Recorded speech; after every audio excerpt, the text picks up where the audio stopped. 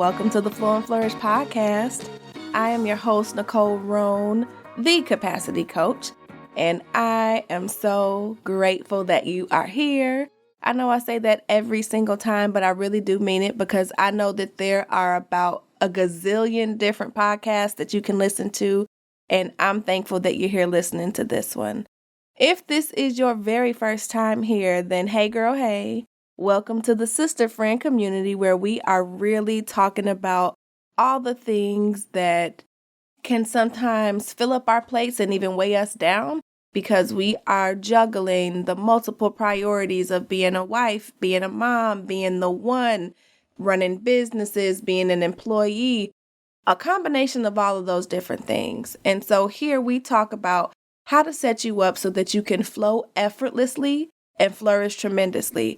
And we do that by making sure that you're aware of your capacity and creating some capacity so that you can literally create balance between your personal and professional life. So if you're here for the first time, I do encourage you to go back and listen to the first couple of episodes, but you can do that after this episode, okay? So we are now in the month of May. And there are so many things that are happening in May. Not only is it Mother's Day this month, it's the month of mental health. We're that much deeper into spring. There's just a whole lot of good things happening. And today I'm going to be talking about graduation. And I'm talking about it because there are a couple of significant things happening in my personal life, and I realize that I'm graduating just as much as my 18-year-old daughter is. If you've been here before, then you already know that before I get into this episode, I do want to let you know that my individual coaching is still open for now, and that if you are in a season where you are trying to manage your capacity, meaning that you are looking to go from overwhelmed and exhausted to a place where you're operating from overflow and practicing self-care from a guilt-free space, then come on and go to my website and number one, take that capacity calculator and then book your free discovery call so that we can figure out how I can create some strategies to help you really be able to feel at peace and to better manage things between your personal and professional life. Okay, so look here. Transparency moment. I couldn't really decide whether or not I wanted to talk about blooming because it's spring and graduation because of all the things. It's graduation season, right? So I'm going to do a little bit of both. As a mom and a wife, I feel like I really am doing both of those right now because I've been planting a lot of seeds, both personally and professionally, for quite some time now. And I'm simultaneously graduating to a new level of parenting, which is why I'm calling this episode, I'm Graduating Too. So let me give you the definition, or I guess a couple of combined definitions that I found of what it means to bloom. According to good old Webster, to bloom is really being in a state or a time of high development or achievement, or it's also considered a time of beauty, freshness, and vigor. And then on the graduation side, let me tell you what it technically means to graduate. It means to pass through one stage of experience, usually to a higher, more difficult level. And so I feel with every fiber of my being that that's what I'm going through right now. I'm watching myself bloom as a mom, as a business owner. And then I'm also watching my daughter to do the same thing because she just is turning 18 and she's graduating high school. And I'm sitting back, taking it all in. And I have to be honest with y'all, like it's hard. I've been super, super emotional and it really hit me, which is why I decided to record this podcast on it a couple of days ago. And I'm like, wow, I'm in transition. She's in transition, and I literally am graduating and figuring out this new normal of being the parent of an adult child. And at the same time, I have the 6-year-old I'd be telling y'all about who is going into first grade. And so whether you are experiencing an identical or similar transition, I want to share with you a couple of tips that I've been using to really help me to get through. The first one is really to just acknowledge and accept how you feel. And this is still new to me because my go-to is to say and believe I'm fine, everything's okay, and just to really push down how I'm feeling, whether that's good or bad, right? Just to be this even keel. But over the last couple of weeks, I've had to admit I'm not fine. I'm grieving my big girl being a little girl. I'm grieving my little boy becoming a big boy. And I'm also trying to figure out what to do with myself because so much of my life has been wrapped up in being a parent for the last 18 years. And it's not like that's going to stop, right? She's still going to be home. Liam is still going to be right here with us as well, but it's just a totally different dynamic. And I'm trying to figure out, how do I go through this new level? How do I graduate gracefully and do this effortlessly without being a hot mess? And so I want to know, is there something that you're graduating from or into this season? As we head into full bloom of spring, getting into summer, are you graduating into something that you don't really know how to handle? Are you going through the motions and trying to figure it out? Because if so, I guess I'm in good company. And we have to really be able to admit, number one, that we feel some kind of way about it, good, bad, or indifferent. And like I just shared, for me, this is terrifying. I literally have to trust that everything that I have instilled in this beautiful young woman, that she's going to hear me when she's out, whether she's on a date or she is at work or away from home. I have to trust that I've done my job. And I'm going to talk about that in a little bit as well. But this is definitely the hardest part of parenting for me. So if you have been in this situation before, pray for me. Send me a DM. Let me know that you're praying for me, okay? I just know that running around, pretending like everything is fine and not really acknowledging how I truly feel has led me to be full of anxiety, frustration, stress, and then that shows up in every other area of my life. So if you have something similar going on, I encourage you to just really take a minute and get in touch with how you really feel. Accept it, acknowledge it, and then you're going to be able to move through it. So my second tip for you then is to really embrace the change. And again, this is easier said than done because I tell people all of this all the time as a capacity coach. Change is good for you. Nothing ever stays the same. The more you fight it, the harder it'll be. But raise your hand if you know that it's much easier to give advice than it is to take your own. Yeah, me too. In my situation, I know that I need to continue to lead by example because just as nervous and anxious as I am, I know my big baby girl is too. This is a totally new time for her. There are college decisions, there are friendships. Her whole sense of normalcy has been rocked the last couple of years. So she's watching me as well. And I'm honest with her about what I'm feeling, what I'm thinking, but I'm also encouraging her to do the same thing, to embrace the change. And believe me, I know that this is so much easier said than done. And you might even be saying, okay, but what does that even look like? And so the one piece that I will give you for guidance that I use is to literally make lemonade out of lemons. And by that, I mean, regardless of the situation, find the silver lining.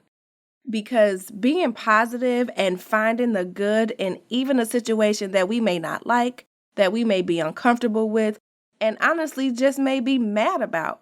When you find that silver lining, it's a choice. You can choose to focus on the negative pieces, or you can choose to find something good in it. And believe me, there is always something good in every single situation. Okay, so this third tip I have for you, this is very specific to if you are in a similar situation to me in which you have an adult child. And As I'm telling you this, I'm learning to practice it for myself as well. And I am graduating in a way where I'm learning to be the consultant and not the CEO of her life. And it's funny because I mentioned this on a call a little bit earlier today as well.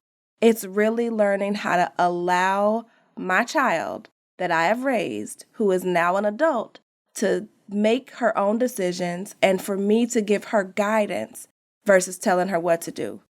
And this is hard. Again, I'm telling you that this is the most difficult part of parenting for me, but I know that if I want her to continue to grow and develop into a very successful, mindful young woman, I have to allow her the space and the grace to do that. So I can't just keep telling her what to do. And so I'm going to encourage you to do the same thing. My stepdad used to tell me all the time, Nick, listen, it's different levels to this parenting thing. And when they grow and shift, you have to do the same thing. And so at this particular stage, I'm learning to step back and not be her friend, but more so give her guidance if she asks for it. I can't just be forcing my ideas and thoughts and feelings on her either. And I have to understand that there are going to be times where she probably feels like, girl, bye, I don't care nothing about what you're saying. And then there are going to be times where she seeks out my guidance. And so making that shift from telling her what to do and how to do it to really more of a consultative approach is definitely something that I am working on in this season as I graduate. Tip number 4, though. Now, this is something that I hear, I use, I see all over the place. It's along the lines of trust the process. And so this applies both personally and professionally for me as I elevate into this new level of being a CEO of my own business, being a full-time entrepreneur, and even as I cross this new parenting threshold. Instead of just trusting the process, and because we're talking about blooming and graduation and all those things, you got to trust the seeds that you've planted. And that's even harder sometimes. I've said throughout this episode how this is the most difficult part of parenting that I've ever experienced. And on the professional side, it's also just as difficult because I am a planner by nature at my core. Anybody and everybody that knows me will tell you that. And so as an entrepreneur, as a business owner, I have to also trust that the seeds that I've been planting over the course of these years are about to bear fruit. And I have to believe that. And it's the same with my daughter. I have planted so many seeds of wisdom, knowledge, just all kinds of things that have helped to bring her to where she's at, and those that are also going to help her propel to where she's going. But I have to trust that the seeds I've planted have been watered, have been nurtured, and are going to bear fruit. And a lot of that honestly takes faith, right? I talk about faith flow and being in alignment with whoever or whatever you consider to be your higher power or your source, and knowing in your heart of hearts that everything is going to work out. But that also requires you to take action, because faith without works is dead, right? And so from a parenting perspective, that means I got to sit back and let the environment do its thing. I got to trust that the rain is going to water, that the sun is going to shine and give it what it needs, and specifically give her what she needs, right? And I'm going to keep doing my work in the process. Work on building a better relationship, having better communication, setting boundaries, and having accountability on both ends. So it still requires me to do work. But I'm going to trust that the seeds I've planted are about to be in full harvest mode.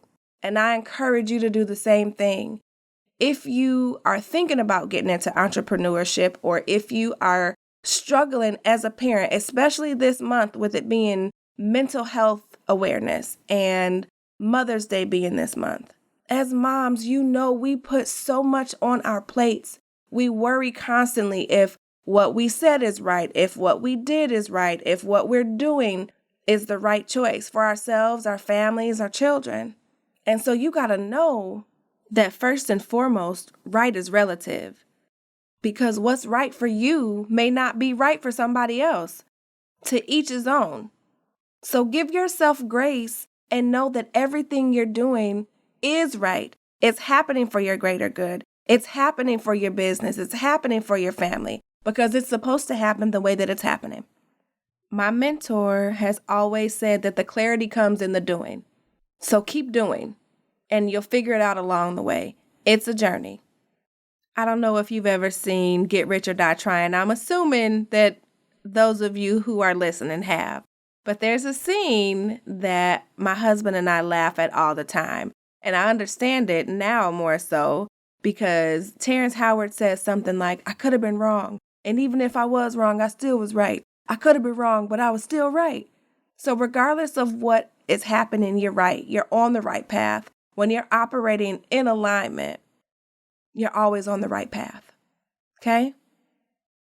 So for this last one, as you graduate into this next level, whatever it may be from a professional or personal aspect, I need you to learn how to reconnect with you. Like for real, like really reconnect with yourself.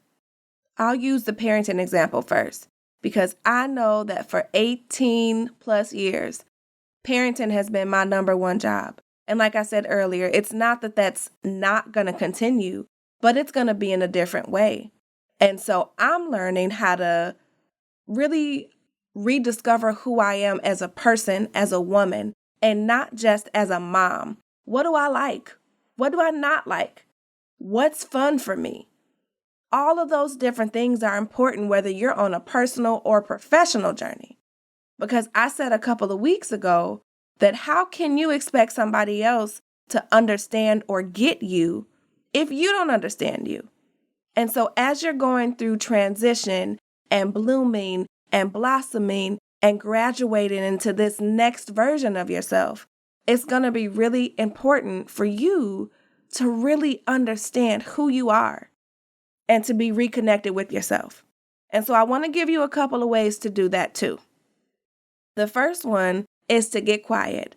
And I know you hear it all the time. Meditate, get quiet, spend some time by yourself. And everybody is saying it for a reason. Because when you get quiet and you get still and you allow the source, God, universal intelligence, whatever you want to call it for yourself, when you get quiet and still enough, you hear things you've never heard before. And you have this opportunity to really hear yourself on a deeper level. And I'm not saying that you have to spend 45 minutes a day getting quiet. Start with something small. For me, I'm still new to this and I'm still learning, but I'm giving myself grace along the way. And I spend at least at a bare minimum 5 to 10 minutes in silence every single day. And I can tell the difference in my day when I don't. And so while you're on this path to rediscovery of who you are, make sure that you're taking the time to get quiet. So being intentional. And this is where those routines come in. I'm sure you've heard me and your favorite personal development people say over and over, routine leads to habits. So get quiet. Be intentional about creating the time, the space, the capacity to get quiet so you can learn how to reconnect with yourself. Another way that you can reconnect with yourself, and it's a way that I've used personally and that I use with my clients as well. I mentioned it earlier too. It's really to understand and figure out what does fun look like for you. And for me, this really was a process, and I had to go way, way back and think about what did I like to do when I was younger? Do I still like to do those things now? And 9 times out of 10, some of those core things that you considered fun way back then are going to still be true today. For me, that looks like puzzles and listening to music. Judge me if you want to, but literally, I love doing puzzles. And that's probably why I'm such a good problem solver. Because from early on, figuring things out and how things work and why they work together is something that's actually fun for me. And so I try to make time on a regular basis, whether it's to do a puzzle with my 6-year-old or even with this 18-year-old. And sometimes we do them all together as a family. But I thoroughly enjoy doing puzzles. And then I'm learning how to reincorporate music into every single thing that I do. I used to be so busy rushing from thing to thing, appointment to appointment, that I didn't even care what kind of music was on. But now that I have intentionally slowed down and paid attention to what makes me happy, music is it. So I'm playing music in the shower, I'm playing music while I'm cleaning up, I'm playing my favorite music in the car versus just listening to the radio, and it makes a really big difference. So as you learn to tap into what makes you happy and what's fun for you, that's you literally reconnecting with yourself.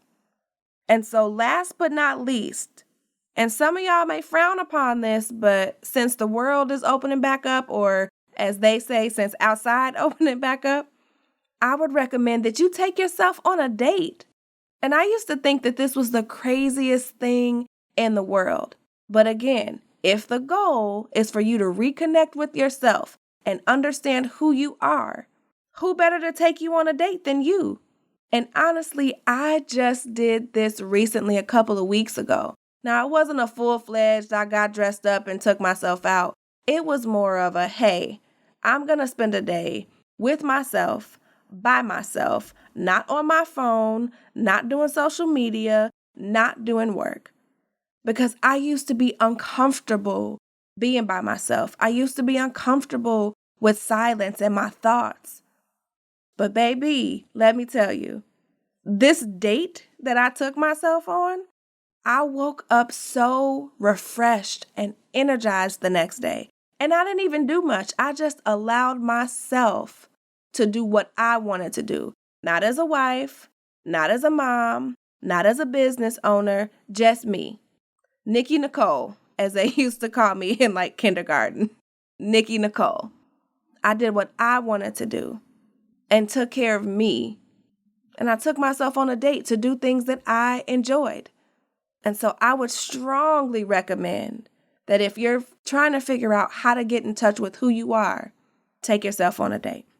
And so I know I've been a little bit all over the place, and I hope that you understand how important it is that in this season right now, as we broach spring and getting into summer and being in the second quarter of 2021, I'm sure there are plenty of seeds that you have planted, both personally and professionally, and that you are graduating to a whole new level of you. And in doing so, everything that I listed today is going to really help you to get there sooner, quicker, faster. All of these tips on making sure that you are acknowledging how you feel in the process, that you're embracing the change, that you're being a consultant and not just a CEO. All of these things are helping you lead to your end goal and helping you to be elevated in this new place that you're graduating to. And so before I go, I want to ask you though, are you graduating? And if not, why not? We should always be graduating to a new level, a new height, hitting a new goal. If you're not graduating, then you're stuck. So are you okay being stuck? Or do you want to graduate? Is there a new level that you're trying to go to? If so, know that you don't have to do it by yourself. And like I talked about last week, and frequently and probably every single episode that I record, it still takes a village. It takes a tribe. And it takes help. So if you want help and you're tired of going in circles and you know that you desire more, connect with me. Come talk to me. I don't bite. Let me help you. This is what I do. Literally, I'm a problem solver. I would love to help you figure out your next best steps so that you can graduate to where it is that you're trying to go. You are in a new season, both literally and figuratively, and you need some new tools and resources to help you. So let me help you. Don't be shy. Okay, I'm finished and I'm done. Until next week, I hope that this week is phenomenal for you. I have so many great things happening on the podcast this month. And don't forget to check me out on Flow Fridays live on Facebook in my business page. as well as on Clubhouse, y'all. I'm on Clubhouse on Wednesdays with my girls, Evelyn and Danielle, talking about all kinds of things for Wine and Wisdom Wednesday. So make sure that you catch me there too. And as always, if you have questions, if things come up, know that there are plenty of us, me in particular, who have been in your shoes. So know that you're not alone, no matter what it is that you're going through. And I know that there are plenty of other women over in the Flow and Flourish Facebook community who probably can relate to you too. So if you have not checked that out, go and join today. In the meantime, have a wonderful rest of your week. And thank you for allowing me to pour into you.